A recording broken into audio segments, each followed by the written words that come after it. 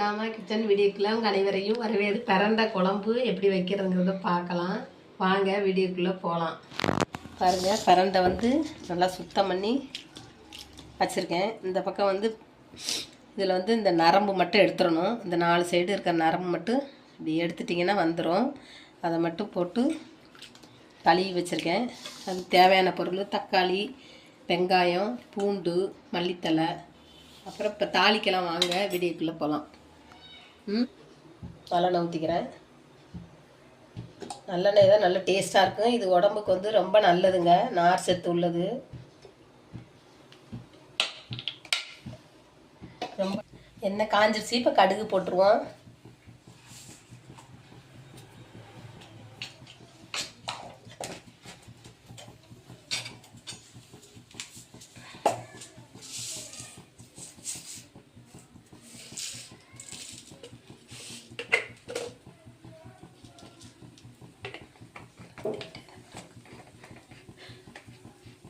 வெந்தயம் நிறையா போடக்கூடாது, சும்மா கொஞ்சோண்டு போட்டுக்கணும். இப்போ வெந்தயம் போட்டுடலாம். இந்த சோம்பு,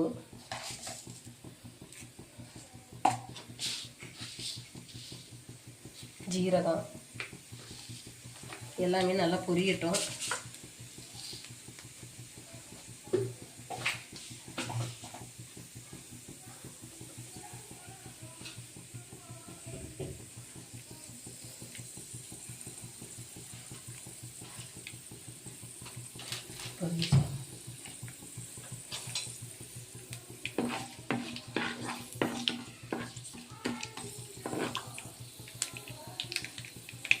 கடுகு நல்லா வெடிச்சிருச்சுங்க.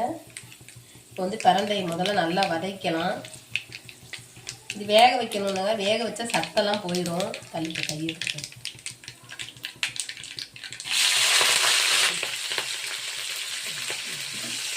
நல்லா வதக்கலாம். பச்சை வாசம் போகிற வரை நல்லா வதக்கிடணும். வதக்கிட்டோம்னாக்கா அந்த அரிப்பெல்லாம் இருக்காது கையில்.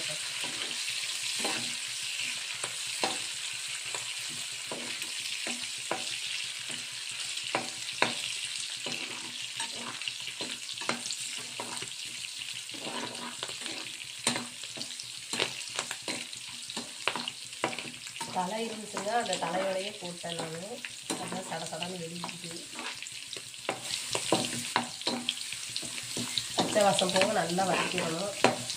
அப்போ தான் அந்த கரகரப்பு இருக்காது. நல்லா வதக்கப்பட்டுருச்சு. இப்போ மல்லித்தலையை போட்டுருவோம். பூண்டு போட்டுடலாம்.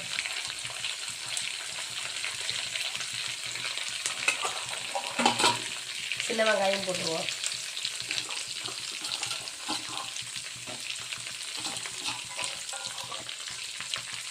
இதையும் நல்லா வதக்கிடுவோம்.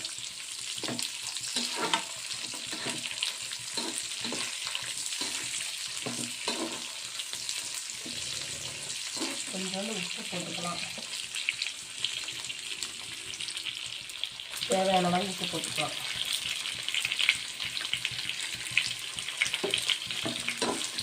போட்டு நல்லா வதக்கணும். முடியல.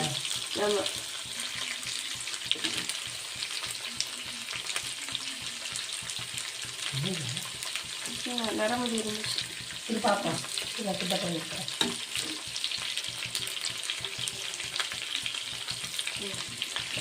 அது இதுலேயே இப்படி இருக்கு வெள்ளையா. நல்லா வதக்கப்பட்டுருச்சுங்க. பிரண்டை நல்லா பாருங்கள், கலரே மாறிடுச்சு.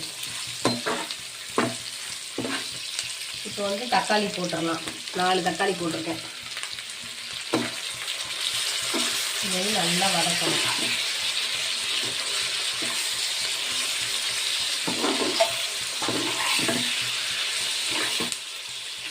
மிளகு தூள் கொஞ்சம் போட்டுக்கலாம்.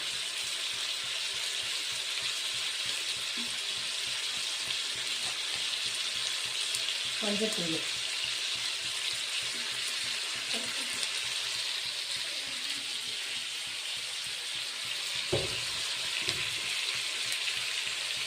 பெருங்காயத்தூள்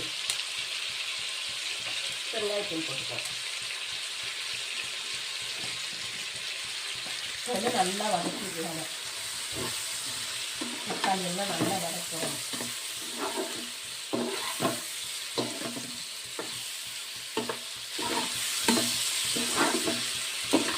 சூடாக சோறு வடிச்சு போட்டு சாப்பிட்டா நல்ல டேஸ்ட்டாக இருக்கும்.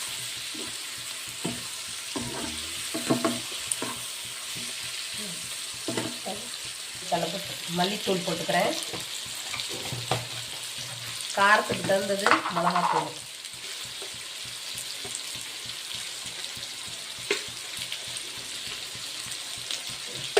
உங்களுக்கு எவ்வளோ குழம்பு வேணுமோ அந்த அளவுக்கு காரம் போட்டுக்கலாம். இப்போ வந்து நல்லா கிளறிடலாம். நல்லா இன்னும் கொஞ்சம் நேரம் நல்லா எண்ணெயிலே வேகட்டும். புளி கரைச்சி ஊற்றும் போது உங்களுக்கு வெளியே காமிக்கிறேன்.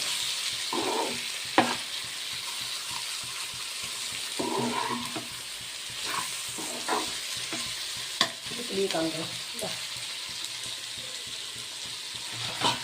பாருங்க. நல்லா புளி வந்து நல்லா ஒரு சில போட்டிருக்கேன். இதை நல்லா கரைச்சிட்டு ஊற்றணும். இன்னும் கொஞ்சம் நல்லா வதக்கப்படட்டி புளி ஊற்றும் போது உங்களுக்கு வெளியே காமிக்கிறேன்.